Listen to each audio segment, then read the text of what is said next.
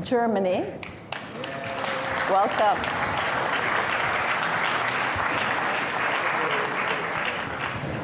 Antony Blinken, Secretary of State, the US.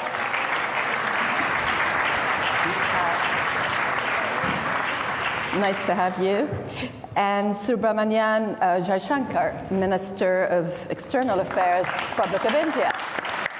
Minister.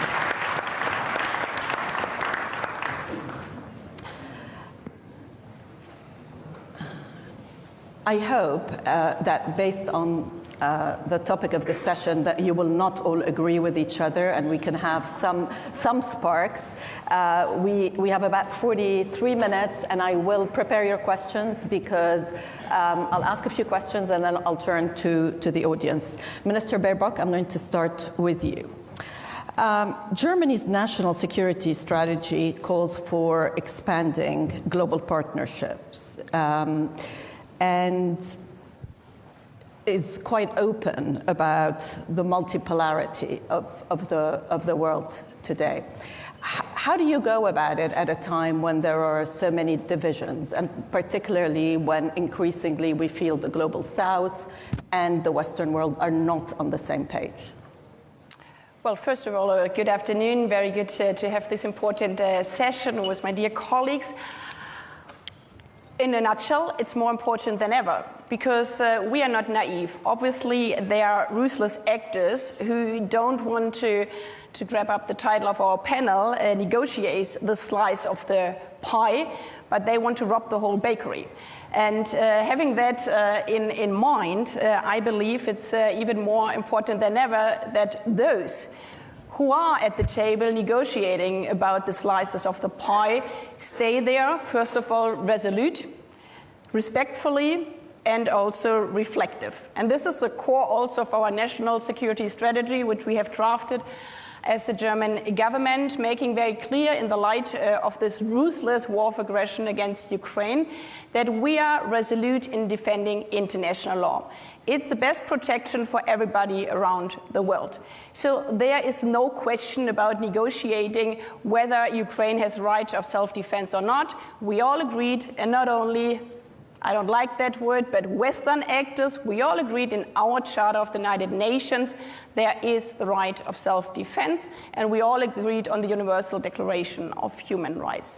Having said that, obviously, we have to be respectful that especially within Ukraine, and I think this is the lesson we have learned, and it was very important to speak to partners like India and so many around the world, Brazil, South Africa, we have to be respectful that obviously in this moment when we said we need the whole international security, others asked some questions, like, where have you been when we needed you?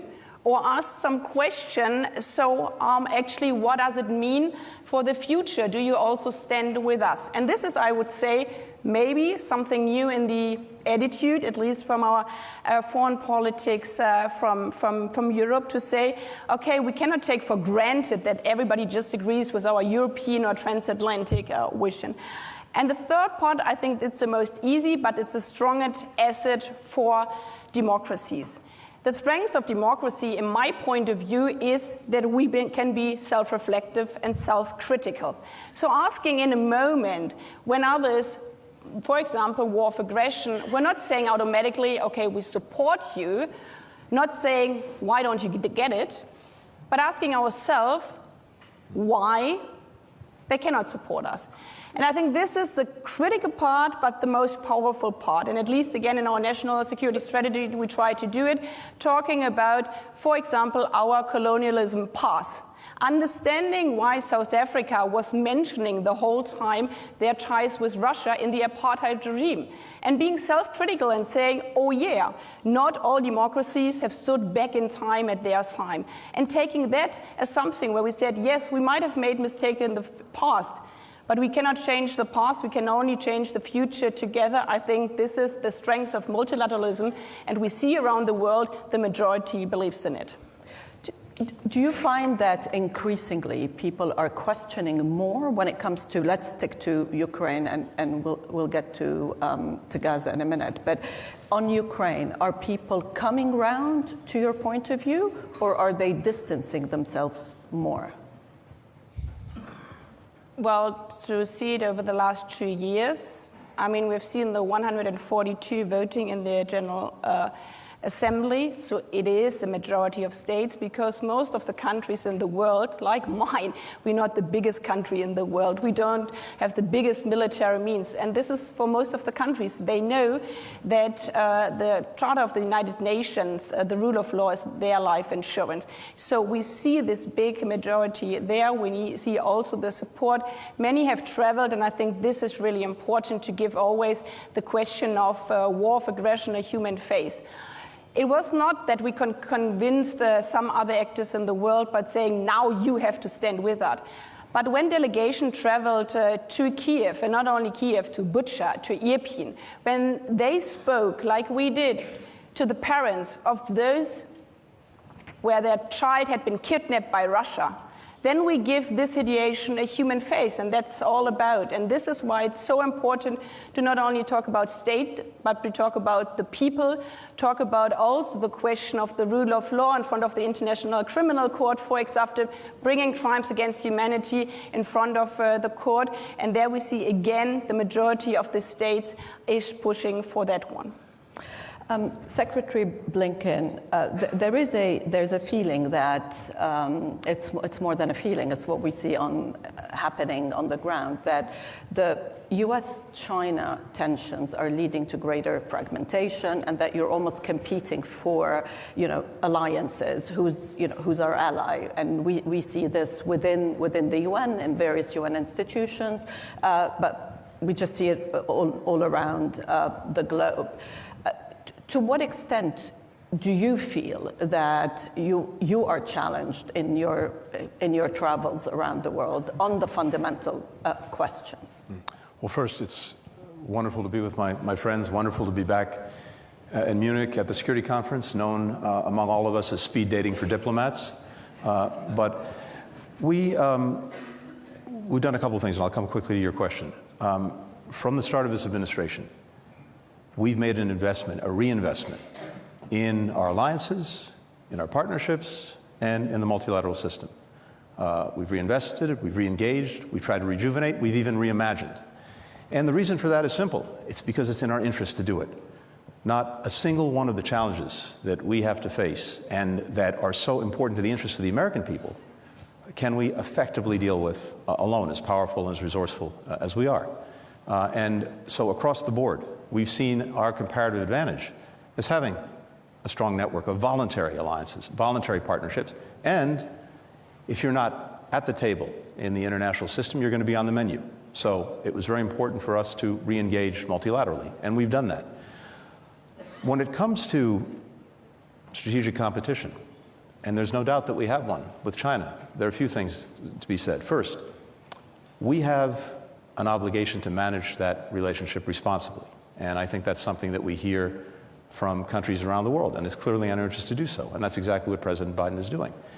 And when it comes to other countries, the point is not to say to country X, Y, or Z, you have to choose. The point is to offer a good choice. And if we can do that, and I believe we can and we have and will continue, then I think the choice becomes fairly self-evident. Over the last 6 or 7 months, we have engaged in a sustainable way with China. I just met my counterpart Wang Yi here in Munich, but that follows a series of meetings, notably, most importantly, President Biden and President Xi. And I think we've brought greater stability to the relationship, not moving away from or ignoring the fact that, yes, we have a competition. There are areas where we are contesting each other, but there are also areas where we can and should cooperate because it's in our interest to do that. One of the best examples of that is the agreement we reached with China on fentanyl. The single largest, the number one killer of Americans aged 18 to 49 is a synthetic opioid, fentanyl. Now we have meaningful cooperation from and with China on fentanyl. That's going to make a difference in the lives of Americans. And you think it is sustainable to have cooperation in some areas, climate being one of them, but to have a strategic competition, the strategic competition that defines geopolitics today and that will go on for a very long time, do you think that that is sustainable, that both sides sort of can find rules of engagement? This is where we compete, and this is where we cooperate? Some fundamentals haven't changed. Countries will act in their self-interest. Where we have to compete, we will. Where we have to contest, we will. Where it makes sense to cooperate, we will. And I think you can do all of the above at the same time. But there's something else that's, I think, changed, and it goes back to the first part of the question. The very fact that we've re-engaged and rejuvenated, as well as reimagined some of our alliances and partnerships, along with the investments that we've made at home in the United States, the investments we've made in our infrastructure, the investments we've made in science and technology and chips, the building blocks of the 21st century economy, the investments we've made in climate technology. You put those two things together, investments at home, much greater alignment with partners and allies across the board in Europe, in the Indo-Pacific, in Asia, on how to approach a question as complicated as relations with China. That puts us in a position of much greater strength in dealing with all of the challenges that we have to deal with. Minister Jaishankar, India has more of a multiple choice mindset. Would that be right? From non-alignment to, I think you may have called it, or somebody else called it, all alignment. So you can pick and choose alliances, but you can also pick and choose topics. On Russia, for example, you still buy Russian oil. Is that okay with your counterpart from the US? Everything is, your relationship is fine, you can do whatever you want, whenever you want? Okay. First of all... I mean, you're sitting next to each other. No. So. First of all, delighted to be here. And I couldn't find a better set of people to be with on the stage. So thank you for whoever put us all together. Your question, do we have multiple options? Answer is yes. Is that a problem? Why should it be a problem? If I'm smart enough to have multiple options, you should be admiring me. You shouldn't be criticizing. Now, is that a problem for other people? I don't think so. I don't think so, certainly in this case and in that case, because, look, we try to explain what are the different pulls and pressures which countries have. And it's very hard to have a unidimensional relationship. Now, again, different countries and different relationships have different histories. If I were to look, say, between the US and Germany, it is rooted, there's an alliance nature to it. There's a certain history on which that relationship is grounded. In our case, it's very different. So I don't want you to even inadvertently give the impression that we are purely and unsentimentally transactional. We are not. We get along with people, we believe in things, we share things, we agree on some things, but there are times when when you're located in different places, have different levels of development, different experiences. All of that gets into it. So life is complicated, life is differentiated. And I think it's very important today not to reduce the entire complexity of our world into very sweeping propositions. Yeah. I think that era is today behind us. Yeah. So I agree very much with what Tony said, which is good partners provide choices. Smart partners take some of those choices. But sometimes there will be choices on which you say, well, I think I'll pass up on that one. It's a very good point, which brings me to the BRICS and the rise of middle powers, because that is one of the shifts that we see today. To what extent do you think that is a challenge to the West, or maybe that can be sort of the bridge, especially in a world where we will see continued competition between the US and China? And I'm going to ask Minister Jaishankar first, but I'd love for both of you to come in as well. I thought maybe the BRICS one, you wanted the US. After you, Jack, please. Look, again, I think it's important to go back to how it began. The BRICS started in an era where Western dominance was very strong. The